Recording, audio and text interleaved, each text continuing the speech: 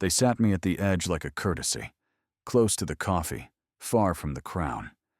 I took the hint and pretended the dossier mattered more than rent, more than the ache parked between my shoulders, more than the fact that the Wayfarer lounge smelled like citrus steel and money. If you've never been inside a Summit lounge, imagine a jewelry box built by a cautious god. Velvet light, hidden guns, a wall of glass that opens onto the ringport like a trapped horizon. The station rotated slow enough to make you doubt motion, fast enough to keep the coffee in the cup.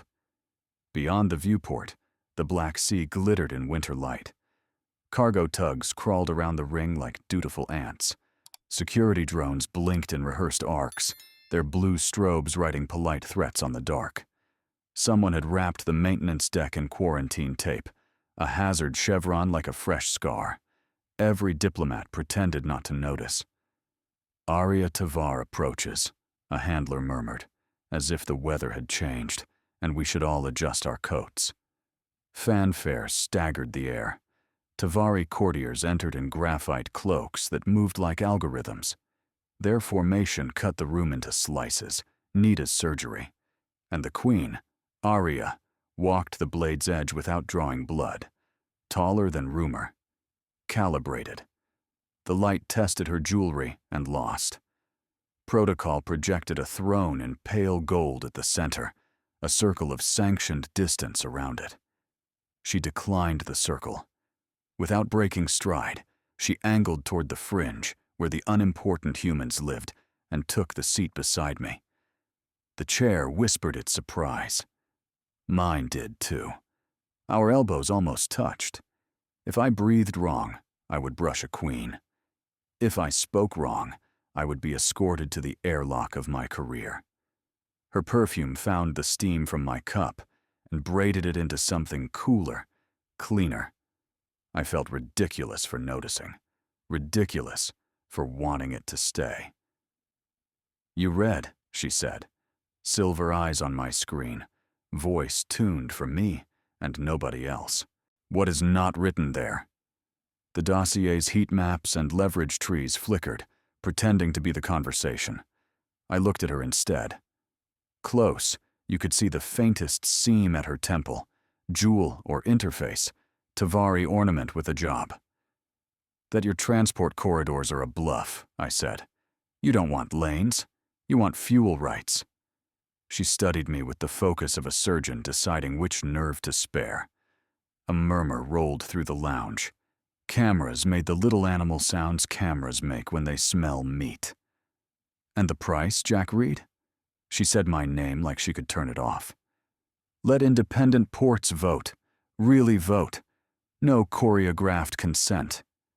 She tilted her head, a measured 8 degrees, as if feelings were angles.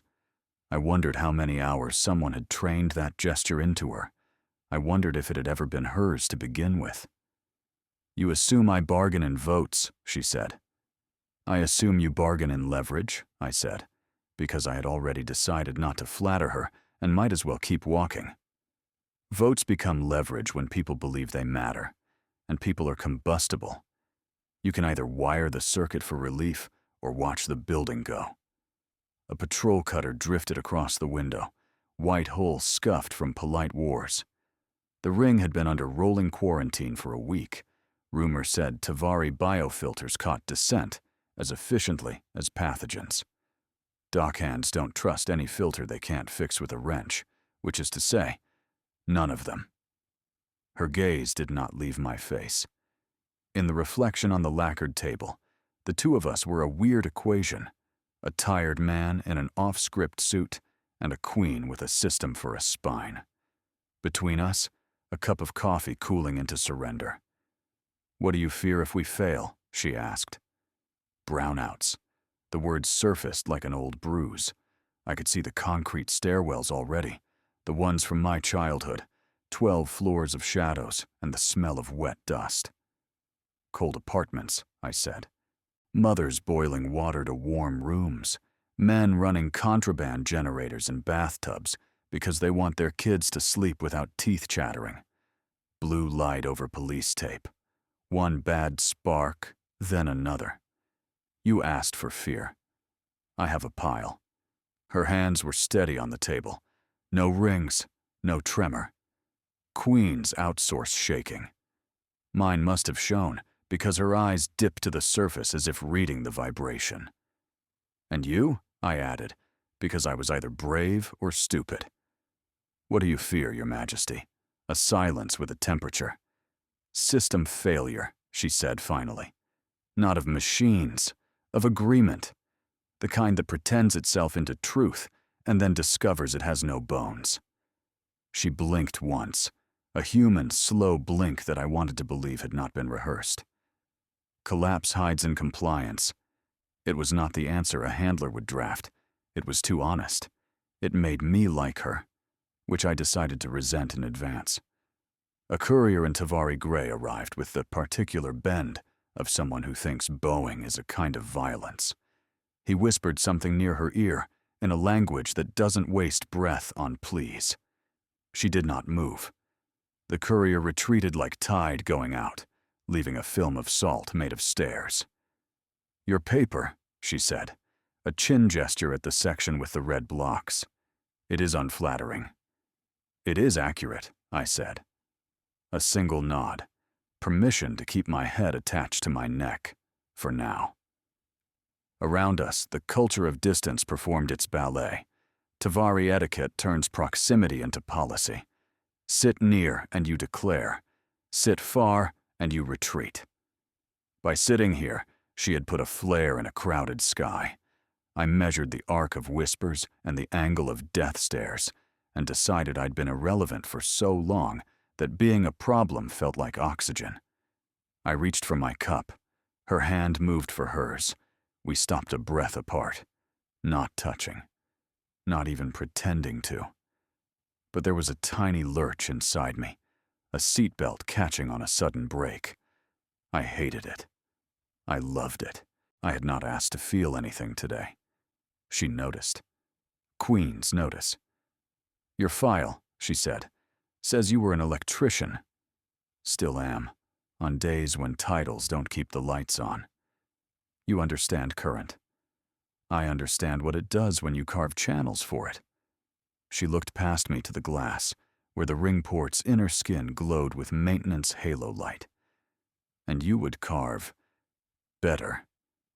I'd carve human, I said, which is messy, but the power still flows. There was a hitch in her breath, so small a human would miss it. I'm not sure what she is under the beautiful armor, but in that instant, I suspected she'd been told 1 billion times that she was beyond messy. Maybe that's the loneliest sentence in any language. What would you demand in exchange? She asked, if I agreed. Transparency. Audit trails open to the public nodes. Consent metrics that can't be massaged by clever optimizers. A timeline with penalties that hurt both sides equally. You demand symmetry from an asymmetry. I demand fairness from power. Her eyes warmed by a half degree. Silver can do that if it wants. Unfashionable, she said. Story of my life. A laugh touched her mouth and retreated like a shy animal. It wasn't calculated. Or if it was, it deserved an award. The laugh landed in my chest and started unpacking without permission. Somewhere behind us, somebody snapped a covert picture and thought themselves unseen. A cluster of diplomatic aides pretended to study their screens. For the Tavari, closeness means declaration. For humans, it means scandal. We were performing both at once, and nobody had written a script for that.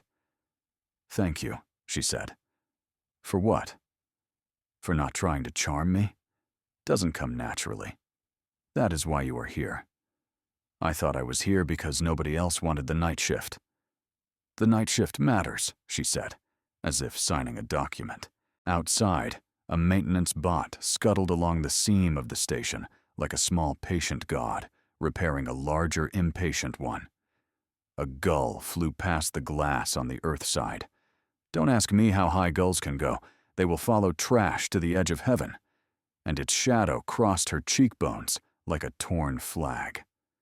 I filed the image where I keep the things I'm not allowed to want. I have read your notes on consent economies, she said. You relate them to heat. People are furnaces, I said. They burn best when the fuel is choice. And when there is no choice, they explode. She looked down at her untouched cup, then at my calloused fingers. The Tavari interface at her temple caught a thread of light and threw it back in a softer color, like it had decided to be kind for a second. I did something reckless. I shifted my elbow a fraction closer, not touching, just narrowing the distance between a life like mine and a life like hers, until I could hear the two hums trying to harmonize. She didn't move away. I am not proud of the fact that I waited for the sound of her breathing. I'm only honest about it. Jack Reed, she said quietly, like tasting a voltage. What would you change first? The quarantine rules, I said. Replace fear with clarity. Publish the biofilter firmware. Let dock crews contribute patches and pay them for it in more than applause. You would open our code. I would open your future, I said. And the words came out too fast, like they'd been waiting. A new murmur spun out. Somebody important had decided we were interesting enough to be dangerous. The power in the room shifted its weight. Her pupils narrowed, silver pressurized into quicksilver. You speak as if you own your words. I do, I said. And I'll sign them with where I live. If it goes bad, you can find me. 12B stairwell, block C. The light flickers. Bring a ladder. That did it. A real smile, brief as a solar flare. Her right hand flexed, barely, like a soldier abandoning parade rest for one human heartbeat. We did not touch. We did not need to. Somewhere between the coffee and the cameras, the current found a better channel. You could hear the room recalculating around us, little knives sliding in and out of velvet sheaths. You will come to the archives, she said, decision disguised as suggestion. Tomorrow. Bring your unflattering paper. If I'm still credentialed. You will be, she said, as if gravity were something she decided every morning. I looked back at the viewport and the spinning blue world beyond it, breathing, breaking, begging for a fairer channel. When I looked at her again, I caught something unguarded in the silver. Small, stubborn, warm. A first spark is almost nothing. Sometimes it is all you need. I arrived early the next day and still counted as late. The wayfarer doesn't sleep, it idles like a predator. Breakfast came in cartridges, news in weaponized calm. The Ring's public channel ran a safety loop about bioparticulate anomalies, which is executive for panic with a badge. I skimmed it while the coffee printer argued with my voucher. It finally spat a cup, like it resented my poverty. Arya was already in the lounge, not on the throne light, but at the edge again, next to my chair, as if last night had been a pilot test, and the algorithm blessed the rollout. Tavari advisors hovered behind her, like parentheses around a sharp sentence. They carried tablets shaped like knives and faces to match. An advisor in graphite stepped forward, mouth tilted with obedience. Your Majesty, the center platform?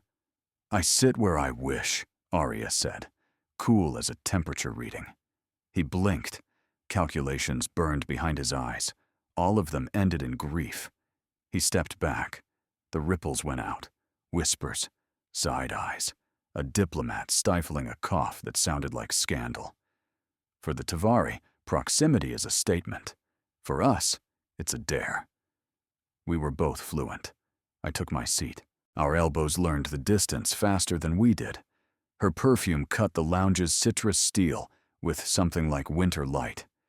If I'd been wise, I would have held my breath until the meeting ended. I've never been accused of wisdom. You brought your unflattering paper, she said. I put a ribbon on it, I said, lifting the tablet. It still bites. Her gaze dipped, then rose. Good. A Martian bloc delegate cleared his throat, amplifying himself through the table with a discreet tap.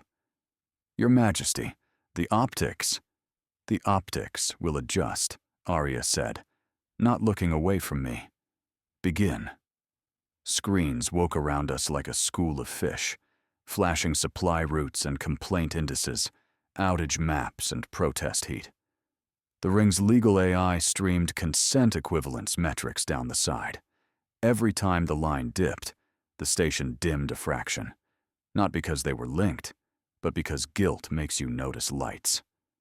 Arya touched the edge of my tablet, barely, asking permission without asking. My breath caught as if the chair had lunged. I handed it over before the moment could shine brighter than the room. Her fingers were colder than mine. A precision tool, not a comfort. "Weak points," she said. "Show me." I leaned closer, shoulder to shoulder without actually touching, and traced the map. "Here," I said, "and here." 2 ports on the Black Sea rim where human crews trusted the wrong brokers and the Tavari trusted the right lies. Command assumes loyalty flows from payroll. It actually flows from repair. Who fixes what for whom? You grant tool access, you win families. A Tavari aide hissed the way old pipes hiss. Inadvisable. Tools are leverage. "So is goodwill," I said, and felt the room mark me down as inconvenient and therefore useful. Let crews install, not just maintain. Pay them in electricity hours and vote credits. Put your biofilter firmware on the public node with a bug bounty. Dock hands will rip you apart in the comments for a week. Then they'll defend you like a union. Arya tilted her head that measured degree, less machine and more listening. "What is the risk?" "You learn what your system is actually doing," I said. "Then you have to admit it." She made a sound I'd swear was almost a laugh, and then wasn't. "Proceed." The meeting became a kind of duet. I talked fast. Too honest. The way you do when you stop believing survival depends on pretending. She volleyed back with questions designed like clean cuts. We found a rhythm. Question. Answer. Half smile when a point landed. A brief ceasefire when it didn't. I forgot the cameras for seconds at a time. That's practically treason up here. A human moderator asked something forgettable about tariff ladders. I gave him a forgettable answer and slid back to the live wire. "Your military hierarchy," Arya said then, so soft the table's mics didn't catch it. "Its weaknesses." "That depends," I said, "on whether you want to break us or keep us." "Keep," she said. "Honest answer," I said, because I had to see if warmth would flicker again. It did. "Then you stop buying commanders and start feeding sergeants," I said. "You push resources into the layers that check on families, send clean power to the barracks kitchens, fix boots, fund the childcare node. You'd be amazed how loyalty grows when bedtime is warm and nobody coughs." A murmur. Advisors traded looks that meant romance theater, social engineering. They weren't wrong about the second part.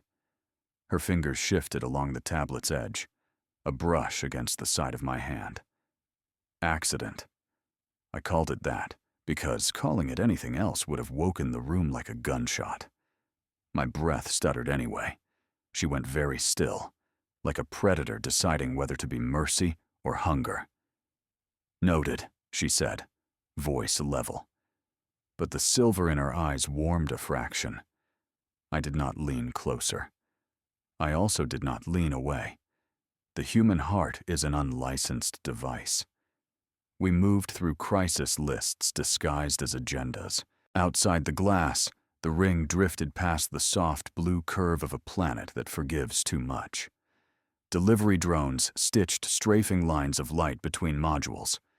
A crew of vacuum contractors coasted along a damaged panel, their suits bristling with patch foam cartridges like they'd borrowed quivers from a museum. An overhead headline clicked. "Corporate hunt expands to 3 ports." Someone had leaked the Tavari human energy proposals early to spike the market. price graphs hopped like fish on a deck. The moderator brought it back with the voice of a weary priest. Next item. Nobles have issued a letter regarding the Queen's seating choice. Several hard faces turned toward us. A Tavari noblewoman with razored cheekbones offered a smile like a closed door. Majesty, remove to the center. The statement has been made. We must not confuse our allies. Allies do not confuse so easily, Arya said. Calm, contempt adjacent. I sit where I wish. It encourages assumptions, the noble said, eyes grazing me like a blade deciding where to enter. Let them assume, Arya said. Assumptions reveal the maker. My mouth should have stayed shut. Instead, if you need an optic statement, I can wear a brighter tie. A few strangled laughs. The noble's eyes iced over. The Martian delegate coughed his scandal again. Arya's shoulder aligned nearer to mine, an angle that read, as nothing to anyone who didn't measure power in centimeters.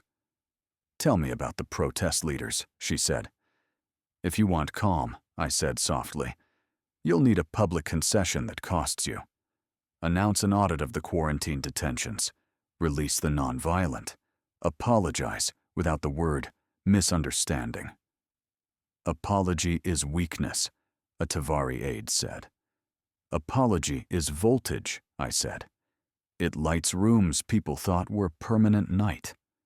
Arya's eyes flickered with something like risk and decided it had a taste for it. Draft the wording, she told the aide, who looked at me like I had tracked mud across a temple. The pull was not fireworks. It was a hand on a wire, learning heat. Every question landed a little closer than the last, until I could smell the coffee cooling and her winter light scent warming, and my own fear deciding to live with both.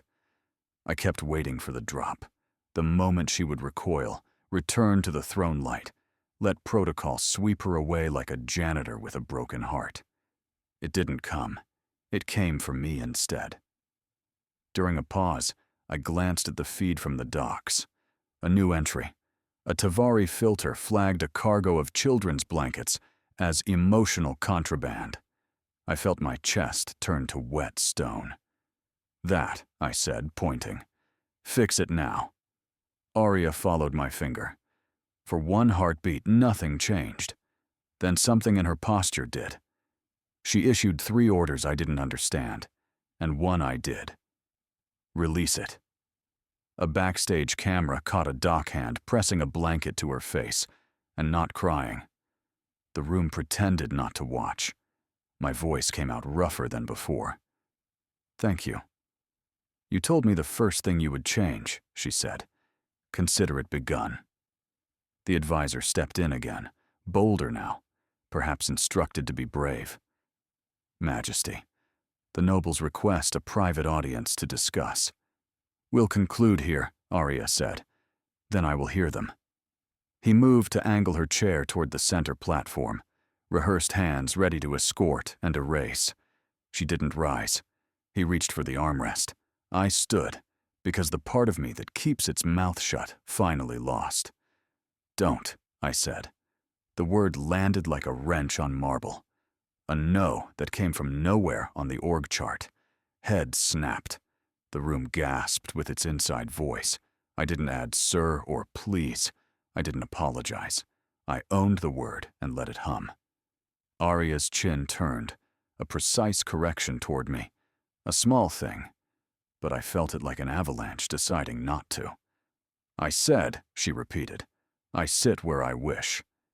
The advisor's hand withdrew. He bowed as if gravity had been reprogrammed to allow only that motion. He stepped back into the parentheses with the others. Somewhere, a camera caught my face going completely still.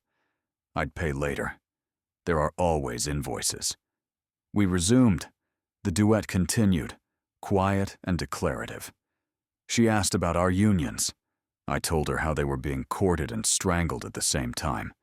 She asked what signals people trust. I said, small ones that cost the sender. She asked why I was alone up here, no family on my badge. I told her the truth. Shared custody, weekends when the power held, a kid who liked trains and drawings and asking why the sky worked. You protect him, she said, a statement. I try. Protection is a language, she said, as if making a note for herself. The session wound down with the ritual of planned vagueness. People gathered their devices like shields. Arya stood last. The room expected the throne light. She surprised it. Walk with me, she said. Her guards formed a loose corridor, more theater than threat. We moved together, the ring turning Earth into a painted backdrop. Whispers chased us like small dogs. Headlines began to write themselves in the glass.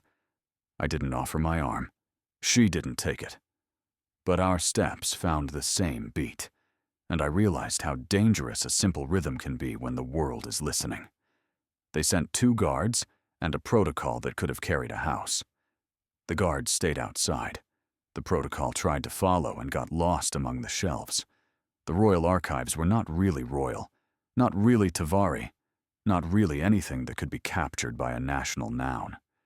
4 millennia of agreements, betrayals, machine-verified oaths, and the annotated lies of history lived here under light that refused to cast hard shadows. The ceiling curved like a memory. The floor forgave footsteps. My badge opened 3 rooms, my name opened 1 more, and Araya's glance opened everything. Arya, she said, when a clerk bowed her title into the air. Jack, I said, because the room had already taken our first names and stored them in a gentle place. We walked past glass that didn't reflect us and cases that did. Hollow spines pulsed along the walls, calm as sleeping animals. A librarian drone rode the ceiling rails, dusting the past as if it were a beloved animal. The air smelled faintly of binder resin and warm metal. Outside the station, Earth rolled under the ring like a rumor you can't stop telling. Here, she said, guiding me toward a long table under a broken window of stained light. The color threw soft mosaics across her shoulders. She looked almost human in that glow. Almost. You wanted accuracy, I said, setting the tablet down. Accuracy is sometimes unflattering. And therefore valuable, she said. Begin, I began. Not with charts, with a story. Port Seraph, 4 months ago. You tightened screening. Sniffer drones flagged anyone with black market capacitors. Caught a lot of thieves. Also caught a lot of grandmothers who fix heaters in winter and sell warm rooms for coins the law refuses to mint. When you pulled them in, power went out on 3 blocks. An infant died in the stairwell waiting for a generator. You made enemies. Not because of policy. Because the policy didn't recognize the work. She didn't blink away. I have the incident, she said. Her voice was steady. Her throat worked once. The sniffer criteria were updated. After the funeral, I said. After the funeral, she repeated, like a hinge closing quietly. We moved through the pages. She asked for specifics and kept asking. I gave her names of ports, the gray economies that keep a city from falling down, the way fear controls people for a week and then turns to acid. She didn't flinch when I used the word coercion, or when I said, we don't trust your filters because you don't trust our hands. The stained light crawled higher on her sleeve like dawn climbing a building. Cost of reform, she said. Tell me the price you want me to pay. Public audit, I said, of detentions, of procurement, of how many nobles companies build things that are supposed to be neutral. Move 3 contracts away from those families, even if they scream. Announce it yourself, not with counsel, with apology. Apology looks like weakness. It looks like truth in a mirror. A corner of her mouth moved, then reasserted protocol. I am trained to buy compliance. I know, I said. People sell it cheap and then charge interest. You would prefer I buy trust? You can't, I said. You can only earn it while everyone watches. She touched the table's edge, fingers precise, as if she could adjust the world with a dial. I'm not designed for that. Designs can be wrong, I said. Silence pooled. The drone traced a slow circle above us like a patient halo. She gestured, and a case unfolded to show us a strip of gold-brown composite, older than our grandmother's grandmothers. The first Earth Tavari Pact, she said, written on plant fiber, because both parties feared machine edits. We offered power grid stabilization across 6 continents. She paused. We also took custody of certain archives that belonged to your unions. My neck tightened. I didn't know that. It was hidden beneath ceremony, she said. A second document. Human ministers agreed, because famine was nearer than pride. We kept the union registries to prevent what we call recursive leverage, leaders trading worker lists for personal favor. But we never returned them. You've had our organizing maps for a century, I said. Yes. And used them? Yes. The word didn't apologize. Her eyes did. That's one price, I said. Give them back, she considered. We will make copies, with redactions for safety. Safety of whom, I said, and defined by whom. By a joint board, she said promptly, that you appoint. Half, she said. You appoint the rest. You're bargaining, I said, angry and a little admiring. I am learning, she said, and the silver in her eyes warmed again. Continue. I did. I told her how fear travels in families, embedding in rituals like hand-me-down sweaters. I told her how a city survives through small devotions. Tea house owners who let kids charge their school tablets after hours. Electricians who fix a neighbor's breaker at midnight because the landlord won't. Her questions kept finding the pressure points. She was built for war rooms. She was using that build to understand kitchens. A soft tone chimed from the shelf. 2 books slid out like obedient fish. She didn't touch them. You may, she said. I took the top and skimmed. Not a book, a ledger. Names, dates, a column labeled consent temperature. My back went cold. You've been running sentiment algorithms on public votes. Yes. And calibrating your speeches against them, I guessed. Yes, she said again, then added, almost quiet. We believed it improved outcomes. For who? Another silence. The stained glass painted a thin stripe of red across her wrist. For the system. Systems don't cough in winter, I said. People do. Her laugh came then, small, surprised at itself, warm as a hand over a candle. It rose and disappeared. The shelves did not echo it. I wanted it back like thirst. You do not spare wording, she said. You asked for accuracy. Spare me nothing. Okay, I said, and I didn't. We mapped a path that would burn. Release names from secret detentions, publish firmware, return the union registries, open a fault line in procurement, pilot a program where dock crews could contribute code and get paid in hours and credits and visible gratitude, tie military family welfare to power stability metrics, send portable heaters to the coldest blocks with her seal on them and no slogans. It looked like politics. It smelled like mercy. The window sighed. A maintenance shuttle drifted past, scattering blue light across the floor. My jacket wasn't enough for the room's long chill. I fumbled with a wrap the librarian had left on a chair, a gray thing like a cloud that refuses to rain. Here, I said, offering it. She glanced at the fabric as if it were a test the size of a blanket. Queens do not take warmth. They are supposed to radiate it. She accepted anyway. An economy of movement that made humility look like a native language. When she swept it around her shoulders, a corner slipped. I reached to adjust. Her fingers caught my wrist. Not hard. Not even asking. Just resting there a heartbeat too long. Heat jumped from skin to skin. Not lust. The room was too full of ghosts and hard facts for that. but something more dangerous. Permission. The scar near my thumb from a childhood breaker flashed memory white. Her gaze dipped to it. At the same instant, mine flashed with the texture of her palm. Cool, then warmer, then matching me.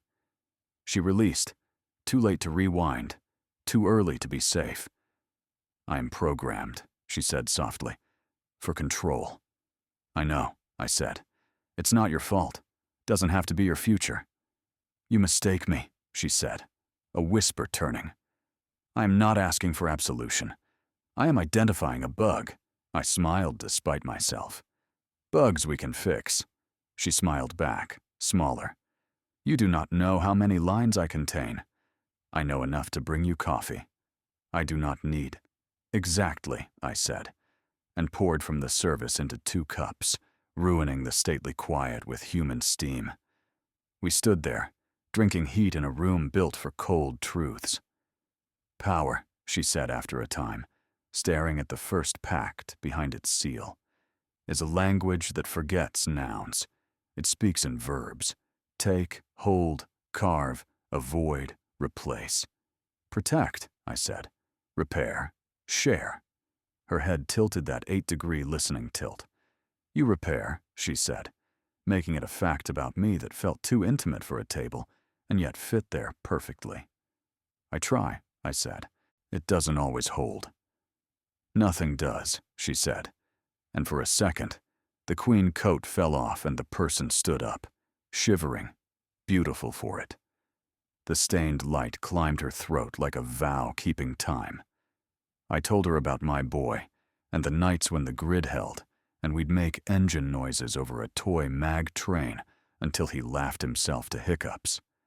I told her about the weeks it didn't hold, and we drew stars on the ceiling with a flashlight we pretended was a spaceship. She listened like it mattered. She listened like listening was a rebellion. We will return the registries, she said finally. We will publish the firmware. We will apologize. I will apologize. She tasted the word and didn't choke. And I will go to Port Seraph. Good, I said, and only then saw my hands had fisted like I'd been waiting to fight. They loosened. You'll need allies you can't buy. She looked at my wrist again, at the old scar. Her fingers hovered, then didn't touch. I am beginning to understand the price of control, she said. What is it? I asked. Silence, she said, and very few hands. I folded the wrap a little tighter over her shoulder. It was a rude gesture in Tavari rules. It was a human one in mine. She let it happen, which meant she chose. The drone above us clicked, as if noting a change in temperature. We will continue after the council, she said. We will, I said. No titles, she added, softer than soft. Arya, I said. Jack, she said, and smiled without permission. And with that single line, the archives recorded something no treaty ever could. Not a vow, not a kiss, not an order.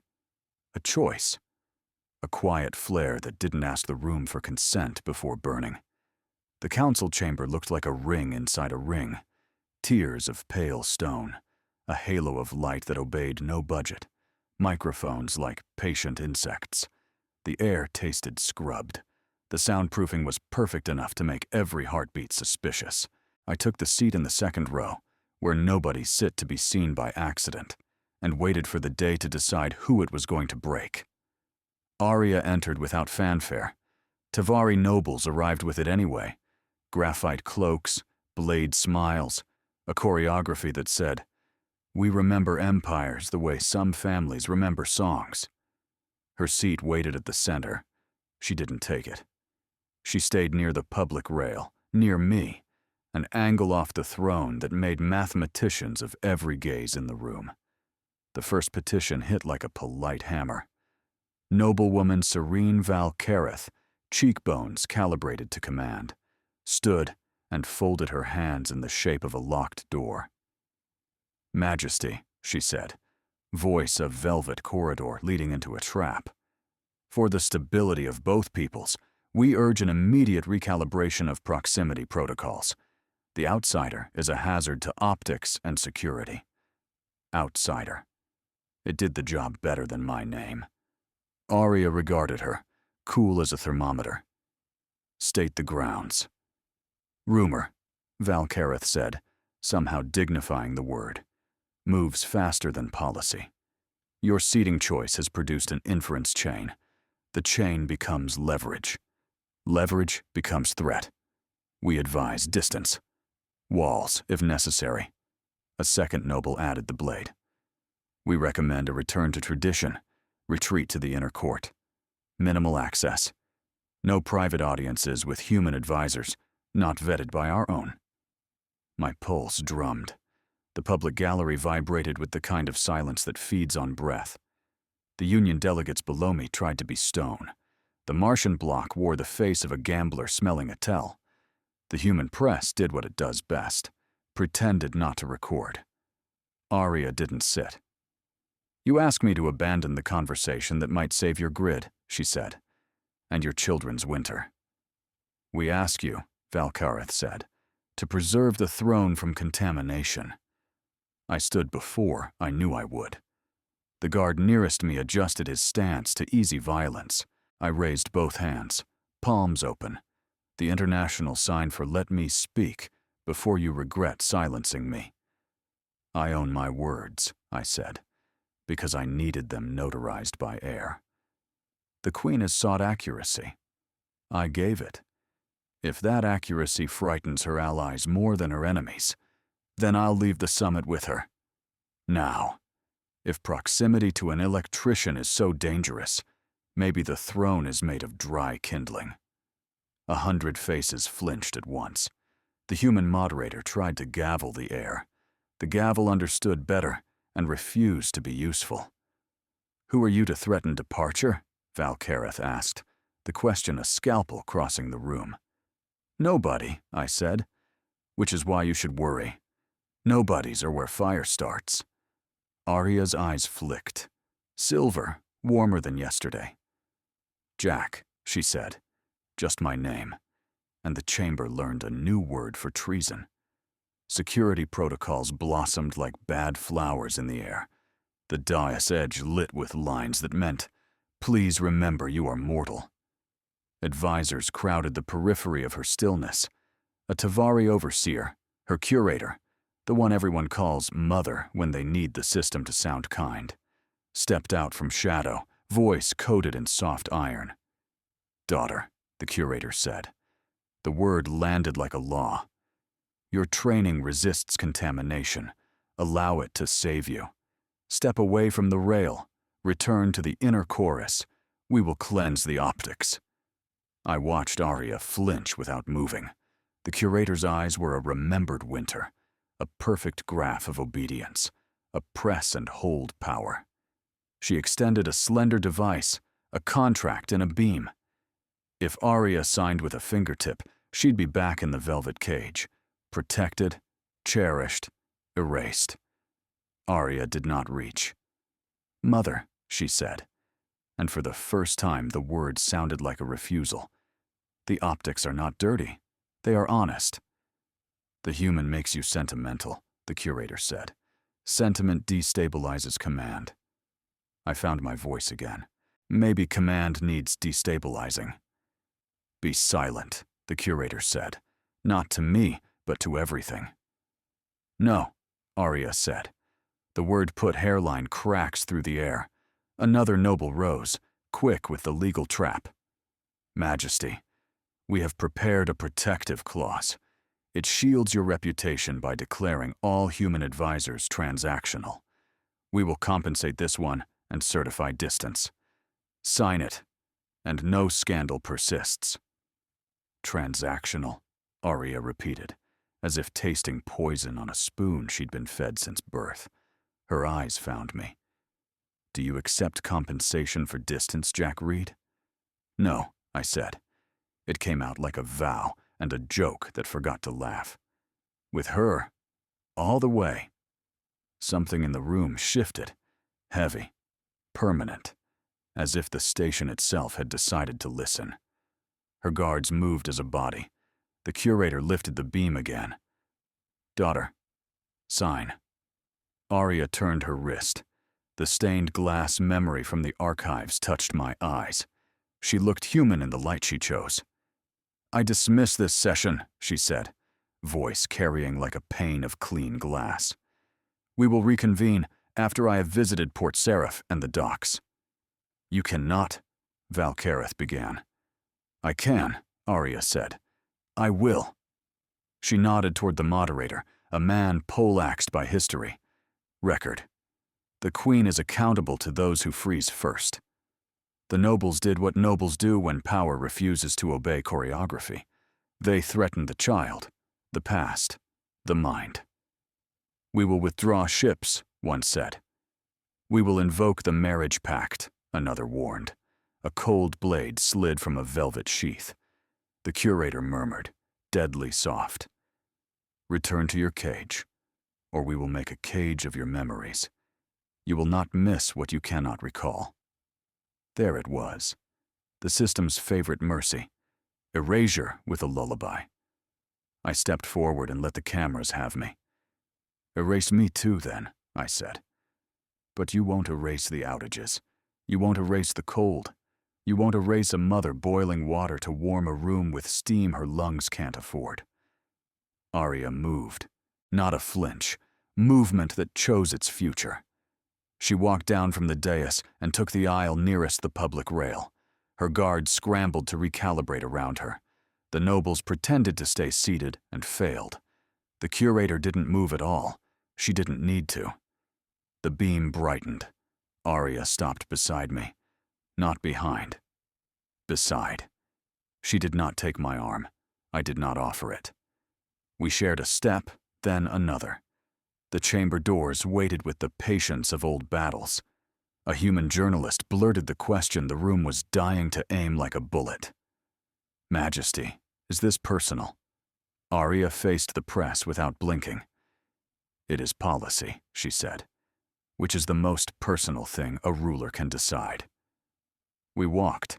The chamber's acoustics carried our footsteps like a metronome ticking the end of an era. The guards made a corridor without touching us. The nobles didn't follow. They would. Later. With contracts and knives. In the hallway, the world reassembled around us in smaller pieces. Vents breathing. Conduits humming under skin. A wall display looping last night's rumors. My legs trembled, like they had been ordered to remember fear. Arya's hand hovered near mine, not touching, a heat I would have mapped blind. 3 floors down, a crowd had formed.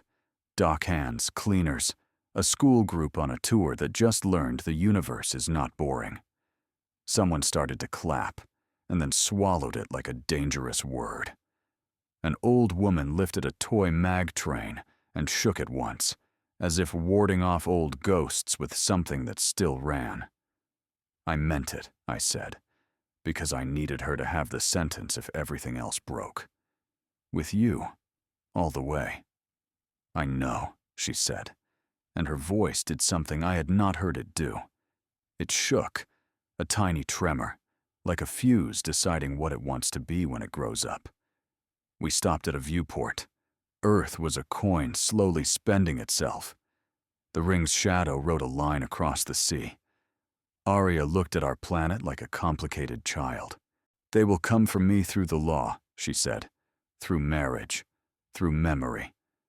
I'll stand in every doorway first, I said. You are not required, she said, which was her old language for I cannot ask this of you. I don't care, I said, which was mine for ask anyway. She exhaled, a small surrender with the shape of a beginning. Then we go to Seraph, she said. We do the thing we said. Together, I said. Together, she answered. And the word turned the hallway into a promise large enough to fight in. We reached the shuttle bay. Her security chief tried one last polite mutiny. Majesty, the inner court will declare you compromised. Arya lifted her chin.